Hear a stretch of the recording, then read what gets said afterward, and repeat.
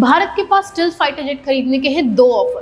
पहला, रूस सुखोई 57 का फाइटर जेट और दूसरा अमेरिका का F-35 फाइटर जेट। जान लेते हैं दोनों में क्या है फर्क। तो चलिए पहले बात कर लेते हैं अमेरिका के F-35 फाइटर जेट की। इसे 9 देशों ने मिलकर बनाया है। इसे बनाने वाली कंपनी का नाम है लॉकहीड मार्टिन। ये एक single seater single engine plane है। इसकी कीमत लगभग $80 मिलियन से लेकर $115 मिलियन तक की बताई जा रही है, जबकि टॉप स्पीड मैक 1.6 है और इसका रेंज 2000 किलोमीटर बताया जा रहा है। अब बात कर लेते हैं सुखोई 57 की, जिसे एक रशिया कंपनी एयरक्राफ्ट सुखोई ने बनाया है। ये एक सिंगल सीट फाइटर प्लेन है जिसमें 2 इंजन लगा हुआ है। इसकी कीमत अभी रशिया कंपनी ने कोट नहीं की है, पर $35 मिलियन तक बताई जा रही है। इसकी टॉप स्पीड मैक 2 है और इसका रेंज 3500 किलोमीटर तक की बताया जा रहा है। अब फायदे तो हमने देख लिए, तो चलिए बात कर लेते हैं इनके नुकसान की। F-35 की खरीद और रख रखाव की लागत काफी अधिक है, जबकि सुखोई 57 की कम। एक तरफ जहां अमेरिका का F-35 की तकनीक भारत को शायद ही दे, तो वहीं रूसी फाइटर जेट इसका इस्तेमाल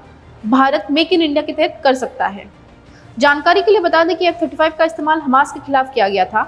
हाल ही में ईरान पर हुए हमले में इसका इस्तेमाल हुआ था और एयर डिफेंस सिस्टम भी इसका पता नहीं लगा पाया था, जिससे ईरान को काफी नुकसान हुआ था।